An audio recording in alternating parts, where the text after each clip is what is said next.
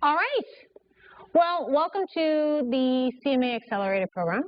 And for those of you who don't know me, everyone in this room does. My name is Karen Mitchmore. I'm the Vice President of Accreditation for CMA Alberta. But prior to my day job, I taught at the post-secondary level for a number of years, and I've been teaching the Accelerated Program since 2005.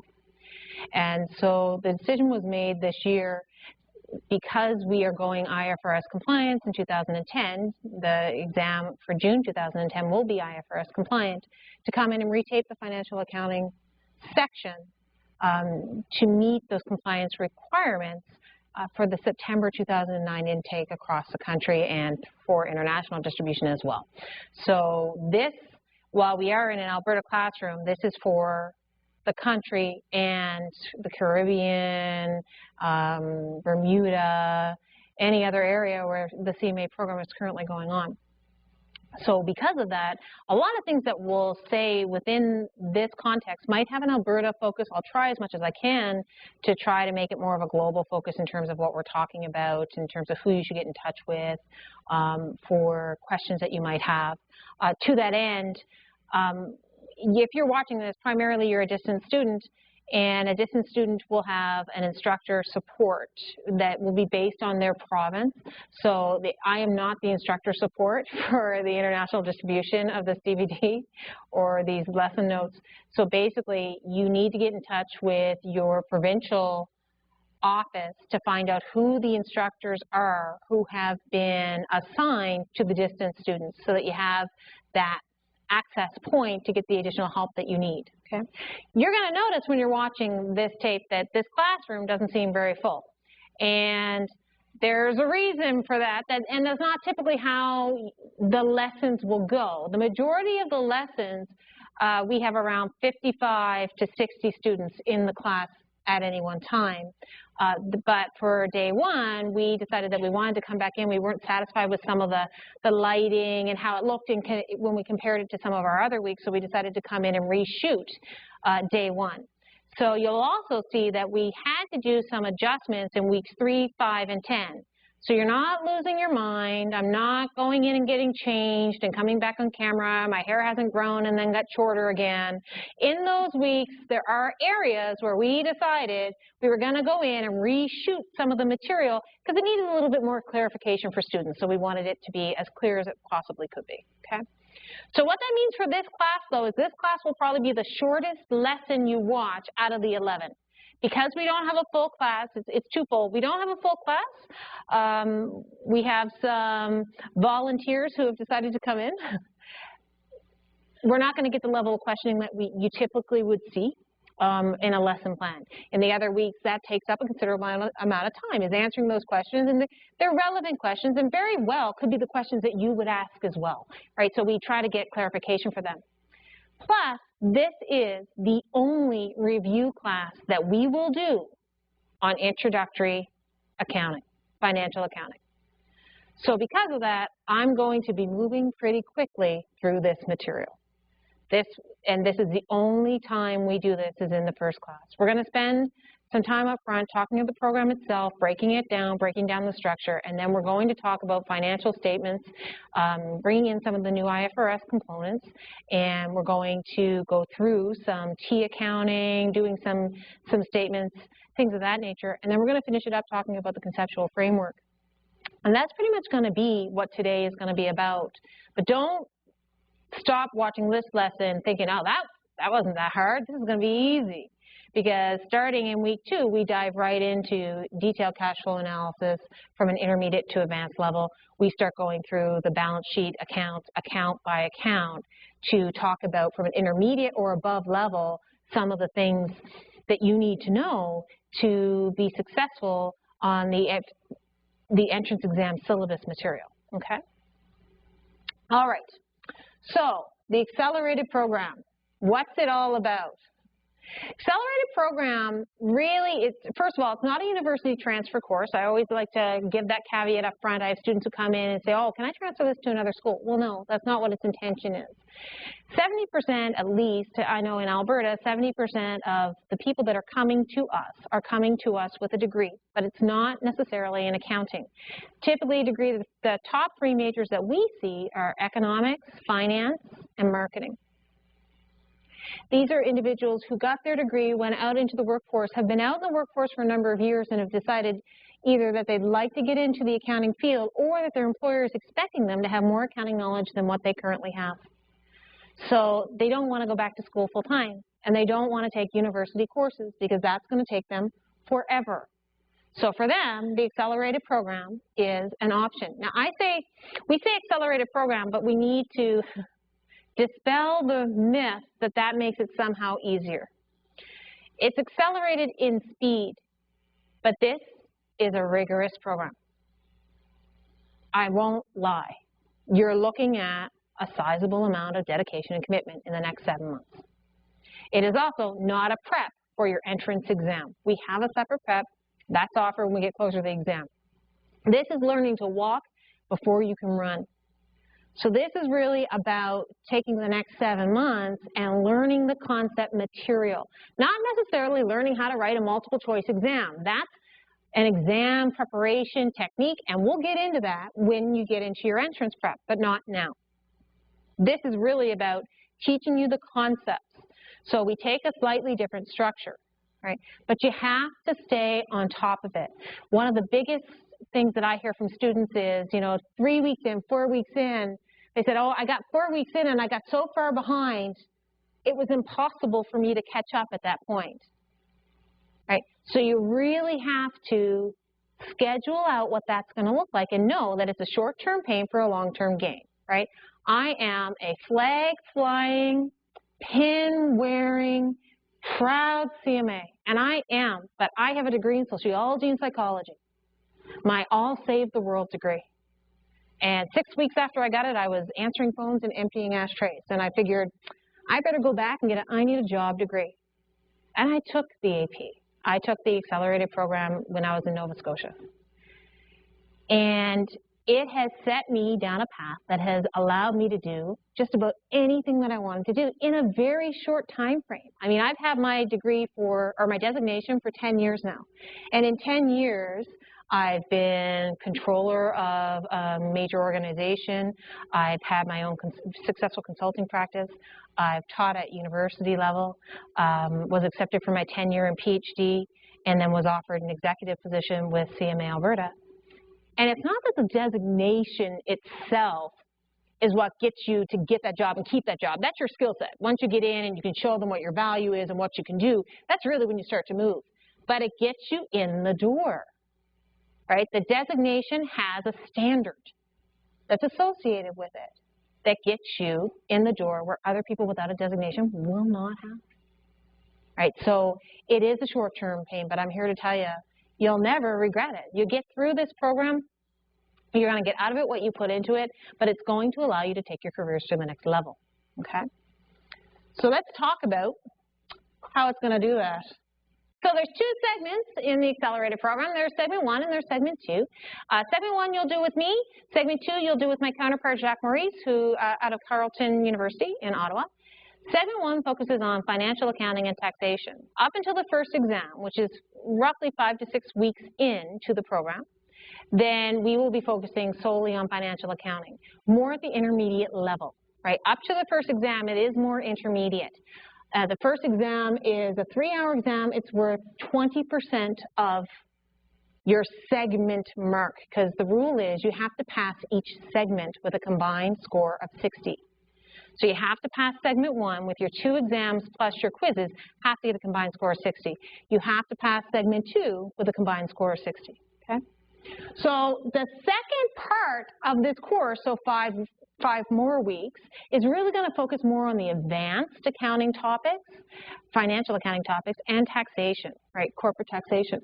Test 2 is 4 hours, and it is worth 25% of your final grade for this segment, or for overall, right? So each segment is worth 50, if you will, right, for your overall average, but you have to pass each segment. So if this segment is worth 50%, the other segment is worth 50% as well, okay? So it's a 4-hour exam. It covers both financial accounting modules 1 and 2. But, however, financial accounting 2 topics are covered by both multiple choice questions and short answer. The financial accounting 1 topics are covered mostly just in multiple choice. You know, once we've gone through the exam, the first exam for financial accounting, we're not likely to go back, right, and try to do other short answers. There's enough material moving forward that the short answers will be post the first exam. That's what your short answers will be. The short answers are really important in this program. On an entrance exam, not so much. You're looking for one choice, right, from a multiple choice perspective. But here, we give a lot of partial marks because we want to see process, concept, right? It has to do with your strategies. You know, different students have different strategies for how they approach exams. But if the multiple choice are worth 25 marks and the short answers are worth 75 marks, it makes more sense to do those short answers and get them done and show the knowledge. You'll work on your multiple choice as you get stronger on the concept material, right?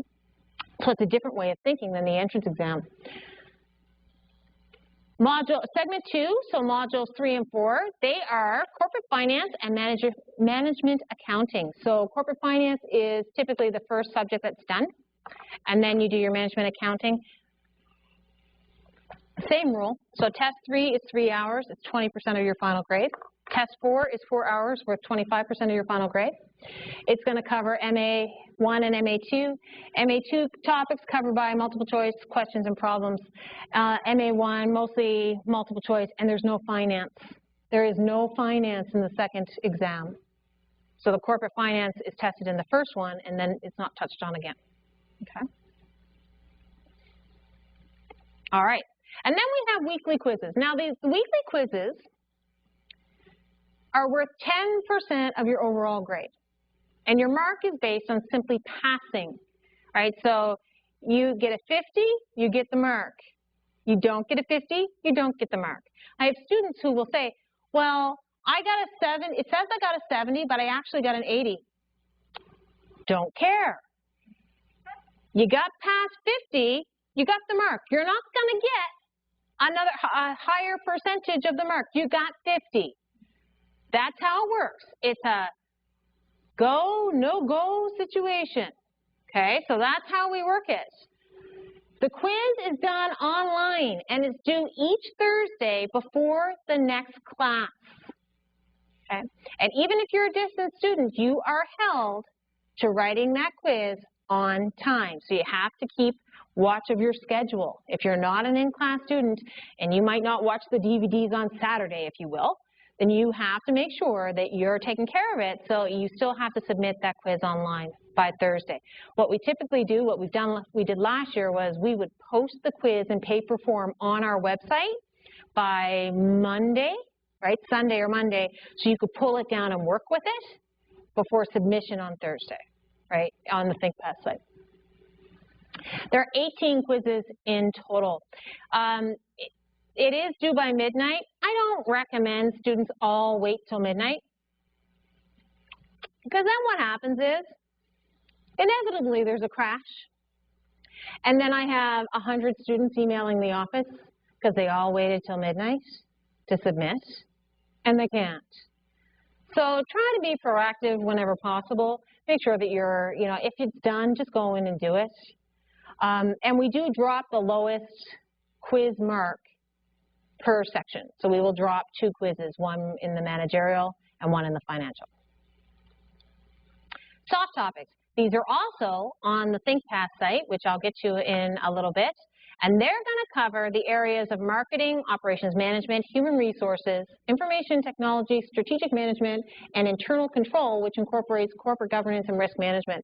We spend 0 time in this class teaching this material. They are requirements.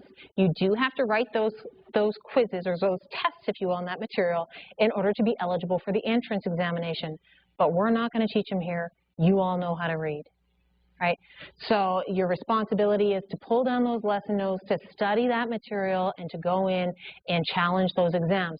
Those exams all have to be written and passed before you will be eligible for the entrance exam, even if you've passed the technical portion of the accelerated program. So why I say that to students is a lot of students will wait till the very last minute to do their soft topics. Not a smart strategy move, because while, yes, they're soft topics and they're not going to be as intense as the technical material, a lot of material to get through. So what you want to do is when you have some slack time, you know, Christmas holidays, Easter holidays, whatever the case may be, bang off these, right? Get them done so that they're not hanging over your head and you just finished your last exam and you want to get into the exam prep and you're told, well, you got 2 weeks and you got to finish all your soft topics and you haven't done any of them. Right? That's a problem. So you want to make sure you set yourself up for success. Really important. So each soft topic will be tested by an online quiz. It consists of 10 multiple choice questions, and you can write the quizzes at your own pace. You do have up to 14 days after test 4 to complete them. Okay. You need a 60% on each quiz to pass. The quizzes and the soft topic exams, the soft topic exam quizzes, should say, do not constitute part of your final mark for the AP. It's go, no go. Your final mark will consist of the technical tests that you have in this course, plus your quizzes that you do on a weekly basis. You can retake a failed quiz, so you can attempt this 3 times. But that being said, don't attempt it 3 times in the same day, which we see. So you go in, you write marketing, you fail. Something must have been wrong, you write marketing again, you fail. Go back to those lesson notes and do some more work before you attempt it a 3rd time, right? Because these are not the courses you should be failing, right? It's reading. But you have to make sure that you do review appropriately before you attempt them. All 6 topics must be completed and passed in order to pass the bridging program, and they don't count towards your final mark. How to pass the program? Okay, well, you need to obtain a cumulative 60% each of the 2 segments in order to pass. So segment 1, weeks 1 to 11, financial accounting and taxation. Segment 2, weeks 12 to 22, which is management, accounting, and finance. Your segment grades, again, will consist of 20% for test 1, 25% for test 2, and then your quiz mark will be 5%. Okay? And what happens if you don't pass? So we do get this question a fair bit from students right from the get-go, which really, please don't come in with that attitude. Why wouldn't you pass? You're going to put the time in, you're going to work, you're going to get done what you need to get done, right? But if you aren't successful in a segment, you do have options. One, you can rewrite for each segment, and that will be offered within 4 weeks of the end of each segment, or you can choose to defer to the end of the program.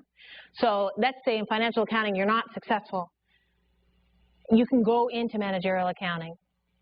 Start with a blank slate, if you will. Work on passing the managerial accounting, and then once you get through that, you can come back in and do a rewrite on the financial accounting. Okay? The rewrite will be 4 hours in length and will be comprehensive in nature. The one thing you need to understand about the rewrite is I've had students who would say to me, I don't want to write exam 2, so can I just do the rewrite?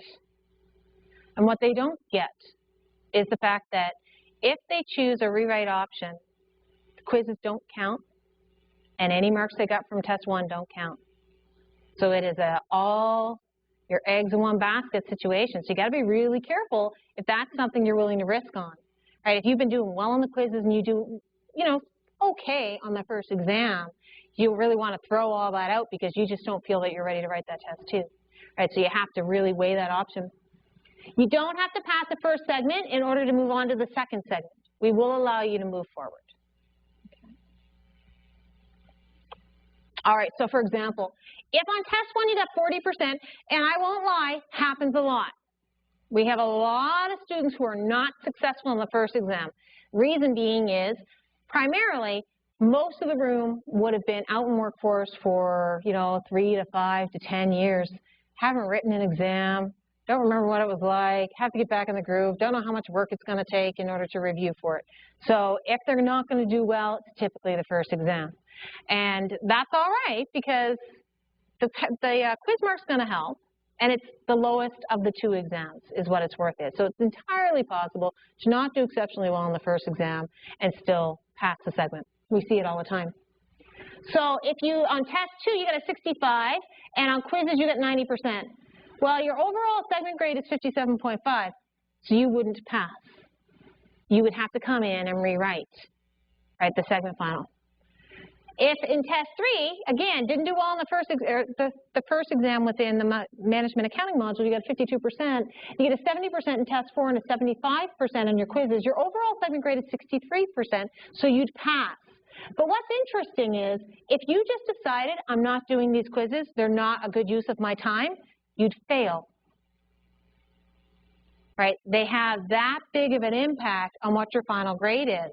And I had students this year who made the decision not to write the quizzes, and they had to rewrite the segment. Yeah, like, you know, so even think this, even if you pass both tests with a 60, you fail the segment because you didn't write those quizzes and they're worth part of your mark. It would take you to a failing grade by not doing it. So take the quizzes seriously. They are a great way to review the material. They lead to much better questions coming into the class. And they're a way to get a little bit more point value so you take some of that pressure off yourself for just having those 2 exams within a module. Okay? The Accelerated Program website. So the Accelerated Program website, which I'm going to bring up actually, from the student website perspective, and I have to look up my password, so just give me 1 second. All right, there we go. Okay, so you're going to sign in, right? So you would have been given a username and a password, and this is going to be your primary source for information from CMA Alberta or the province that you're in, or the territory that you're in, for information about the course itself, right? So we always encourage people, when they go in, this is one of the first things that they should be doing to really acclimate themselves with what our rules are, what our policies are, where they're going to find their material. So we do have a small section on about the program. We have a welcome and update section. We have a misconduct section, which everyone is required to read. I have students who will say to me, well, I didn't know that that was a violation of academic misconduct, and I'll say, it's on the website. You have access to the website. So that doesn't work, right? So read through the misconduct, read through the sanctions, read through the privacy and legal section. However, where you're going to get the majority of your information will be the Accelerated Program course materials. So in the Accelerated Program course materials, for example, this is for the winter 2009 section going through. You would go in and you can look at your course content. You can look at your class or test location, right? Get a lot of questions on that. And, you know, we like to be in the same classroom all the time, but depending on where you are, you might have to move around a little bit. So it's always a good idea to check to make sure that you know where you're going. You can view your schedule. So we do put up a schedule on what will be covered. In particular, if you are trying to schedule your time, if you have to travel, we have in-class students who have to travel for certain weeks, and they'll go to the DVDs for those weeks because everyone gets copies of the DVDs, or I think that we're going to be video streaming next year, so it wouldn't necessarily be hard copies, but you could go in and pick which lessons you want to watch. Well, if you can pick which lessons you want to watch, you really want to make sure that you're looking at the schedule, because what is it that you need, right? So, and that gives the dates of the course, and it'll outline the test dates, dates where we won't have class because of holidays or things of that nature. And then we have our course resource screen. So our course resource screen is really where you're going to get a lot of your information. This was the class that I taught this January, which we're just reshooting day 1 for. And so we would have everything in here. We'd have the weekly quizzes in here. I could open up that folder and pull down the quiz that I want. The solutions to the in-class problems, the way that that works is I do not give you solutions prior to a class, because then no one comes to class or does the work. So we have in-class problems that we do. You're not even going to know what questions we're going to do because we're just going to bring them in and say, okay, go to your materials, here's the problem that we're going to do in class. And then the next week, we'll post the in-class solution so you can review them on your time. But at least you make a solid attempt while you're in class to pay attention and really get that information as opposed to just looking at the answer key and not working through the solution. Okay. PowerPoint slides, we do provide the PowerPoint slides to students so that they can print them off a lot. I like to print them off and hand out to you and make notes as they go along, right, whatever works for you. The IFRS weekly quizzes, because we're on a different schedule. We were the pilot, and we were the first across the country that were implementing IFRS. When you see this, it won't differentiate between the two. Your site will just have one site because everything will be put together as one offering at that point. And then our IFRS slides, which were different. We have your exam results. So in here, I have no exams because I haven't written any, but you can see my class. This is my class average, right? So the bottom line on here, the student average is your class average, and then your individual marks for test 1, test 2, your quizzes, and your final scores will be here, right? Now, what's interesting to me is students always feel the need to call me personally and tell me that the class average is wrong. And I honestly don't know why this is such a concern for them, but they do. But they don't see what's going on in the background. So they don't see that some students deferred, some students didn't write on time, things happened that is impacting the final grade, right, for the class. So I always tell students, don't worry about what the class average, if it's right or not, worry about what your mark was and how close were you to it, right? That's more important. And depending on how wide the distribution is, the class average becomes meaningless. Really, it does. Unless 60% of the class is hovering around that 60 mark, right? But if you've got 10% that are in the 90s and 25 are in the 80s and 40 are in the 30s, and it all manages to still come up with something in the 60s range, what does it matter? What was your mark? Are you in the 30s or were you in the 80s? And that's what you have to concern yourself with. But this is where you'll get your marks. You can also link up to the ThinkPass quiz site from here. The ThinkPass quiz site is where you will go to write your online quizzes every week. So what will end up happening is if you haven't received your login information yet, you will receive it within the next couple of days because your first quiz will be due next Thursday. So you will be given some login information where you have to come in here and register. And then once you register, you'll be able to log in. I'm really hoping I can log in. Hang on.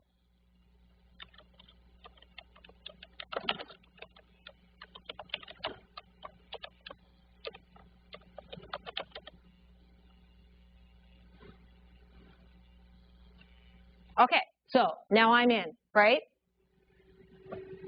Yes, I am in. Okay, so I had to look at the top to see if I was in or not, but I am in because there's a menu at the top. So basically when I come in here, I can go in, take a look at the instructions, right? I can take a look at the start test, right? If I want to come in and start what my test will be, I can look at my resources, right? So this right now, the entrance exam prep videos, that's for people who have passed and who are taking the entrance prep from a distance perspective. And we have an instructor who has been videotaped in Ontario, who they can go in and watch if they can't make a class. And then you can go into your start test. You can pick the test on which one you're going to take, start it, go in, write it. Understand that you have 120 minutes. So that's why we give you the quiz on the Sunday that you can pull down in paper form, because you only have 2 hours and it'll log you out. So if it's going to take you longer to review that material, you want to pull down that quiz in paper form and work on it during the week so that when you go in, you're not spending 2 hours or more on there because you won't have enough time. Okay? All right. So that's the ThinkPass site. It's fairly simplistic to use. We don't have a lot of issues with it. We do encourage students not to wait till the last minute, though. Okay? All right. Are there any questions about the website? No? Perfect.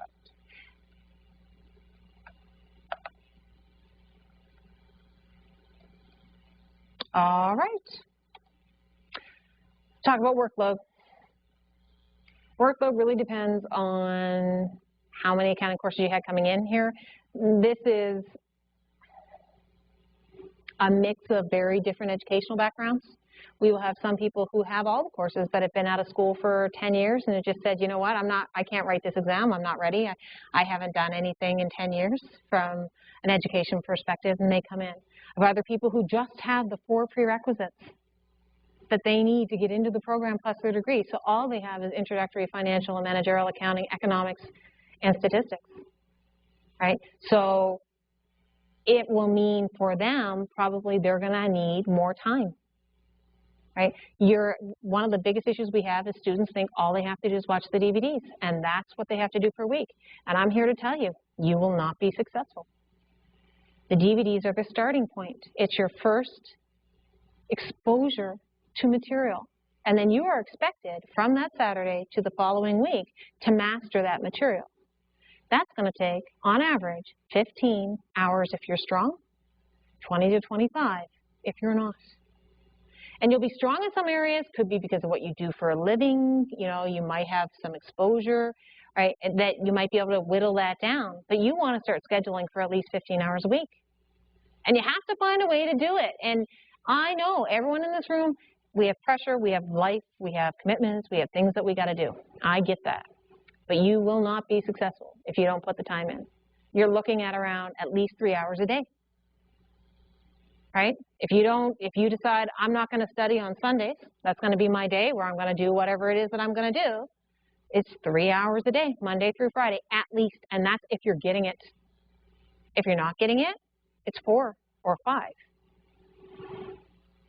Right? I stress that up front because this is not an easy class. It's not. I have people who are on their 3rd time through this course. And on their 3rd time, they come to me and say, it has taken me 2 times to realize that I have not committed enough to getting this done. Right? So you really need to make that commitment. Reading your lesson notes ahead of time, you can read your lesson notes ahead of time. I usually go at it from the perspective of, this is really, you can read the theory, but I wouldn't attempt a lot of the practical examples ahead of time because you haven't really learned them yet. So all that does is cause a lot of frustration. So, you know, read the theory coming in, good enough. But then do the practical in class and then spend the following week really mastering that practical, right? So sometimes I'll have students who will say, oh, well, I'm having a lot of problems with this. And I said, well, we're not even going to cover that for 2 more weeks. So you should wait until we cover that in class before you go too far on your own, right, to try to do it. Importance of keeping up to date, pace yourself. Test strategies, so you do have to come up with test strategies on how to get through these exams. So like I said previously, the strategy that I usually give to my students is 1, do your short answers first. Come in with a time strategy in your mind, how long you're going to spend on the short answers, how long you're going to spend on your multiple choice, that sort of thing. And admin questions versus academic questions. This is really important. The instructors that are hired by CMA do not administer these programs. We have nothing to do with the administration. I am the vice president of CMA Alberta, and I don't know anything about the administration of these programs. When students ask me questions, I give them to somebody, right? I have people. They handle the administration of these programs. Any questions that you get that are administrative in nature, go to your provincial office. They go to your office. That's where they go. They don't go to the instructors because all the instructor is going to do is forward that to the office, right? So any academic questions that you have, don't go to the office because by the same token, if you said the administrator's questions about cash flow or net present value or this question on the quiz last week, there seems to be an error in it, the administrator is not a CMA, is not an instructor in this program. So how are they going to be able to answer with any kind of surety what it is that you need to know? They're not. So you have to contact your instructor. Okay? Understanding that we have certain policies, right? The instructor policy that we have is that the instructor has up to 48 hours to answer your email questions. They're all set up with the CMA Alberta account, well, for our instructors, and we do not encourage them to give out their personal accounts because they have jobs and lives, and they've got stuff they got to do, right? So, yes, we will give them a CMA email, and they're expected to respond to questions within a 48-hour window.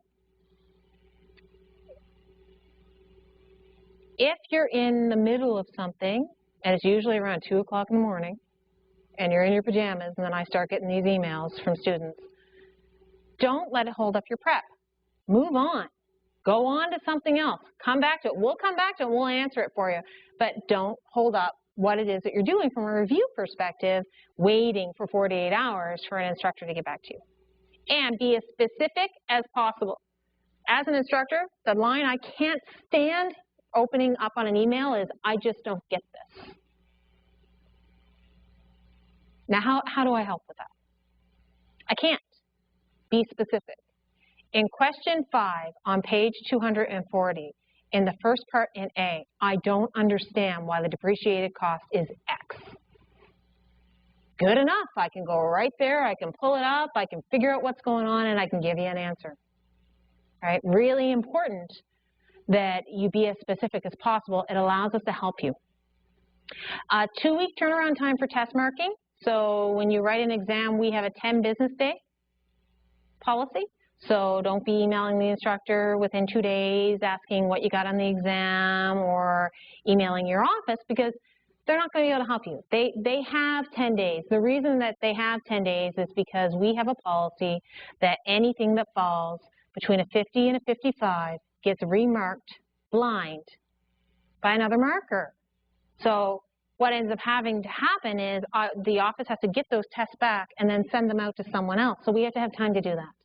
Right? And it's not so we can penalize students, it's actually we want to make sure that our instructors aren't missing something because someone took a different tact on it and it wasn't necessarily the approach that was taught in the class, because depending on where you came from in your educational environments, you might have a way of doing things that works better for you. And I always say, I know a way, not the way. If you know a way that's better than what I'm doing, that makes more sense to you, fine. Good enough, right? That's what you can use. But in this class, I teach the way I know how to teach, right? And that might be different. So on an exam situation, if I get something that's really out there and I'm having a really hard time figuring out what they're doing, I might need a second set of eyes to take a look at it so that I don't overly penalize because I can't follow it through, okay? Questions? No? You're going to get a ton of material. You will have more material you're going to know what to do with. The first thing you're going to have, we are providing all students with a BA2 Plus calculator. We do this, the notes have been written for the BA2 Plus, 1. 2, the entrance exam has restrictions on what calculators you're allowed to bring in. So we provide the BA2 Plus because it's on their approved list. So this is the calculator that we use, we get good at, so when you go into the entrance examination, you're not bringing in a calculator where they go, yeah, no, I'm sorry, you can't bring that in.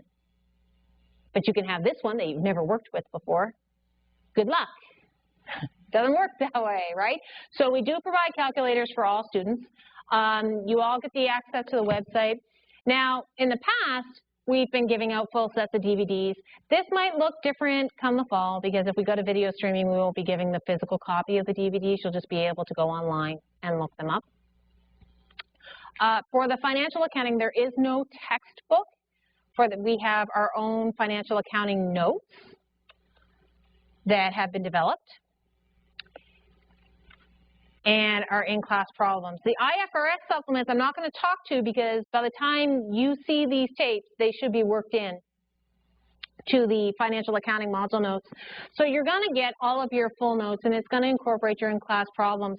What you also are going to get, or should have gotten by now, is the primer. Now the primer is something that we use to help people get ready to come into this class. And we also will refer people to it if they're having issues. And the reason we do this is because within class time, we don't have time to go back, right? We only do it for financial accounting. We don't provide a primer for managerial accounting. Yours will look slightly different than this depending on who printed it in your province or if they put it online, right? But basically, this is more of an introductory level financial accounting for those who've been out for a while who need to review before they come into this class. Because I am not going to go back after today on how to do a journal entry. You know, and I'm just not going to. And people struggle with it. And people don't struggle with, I can put in a hedging example, I can put in a foreign translation, but as soon as I tell people write the journal entries out, all hell breaks loose. People don't know what they're doing, they don't know what accounts they're supposed to hit, they can't remember what the debit side is or what the credit side is. For the life of them, they can't put together a trial balance, right? But that's intro stuff, guys. So you would be required to go back and review on your own time that introductory stuff. We will not have time in this class to do it, okay? Hopefully you've done it before you came in here. I'm really hoping for the most part, because there will be enough material as we go forward that it would be very hard to come back to this. Okay? Questions? No? Okay.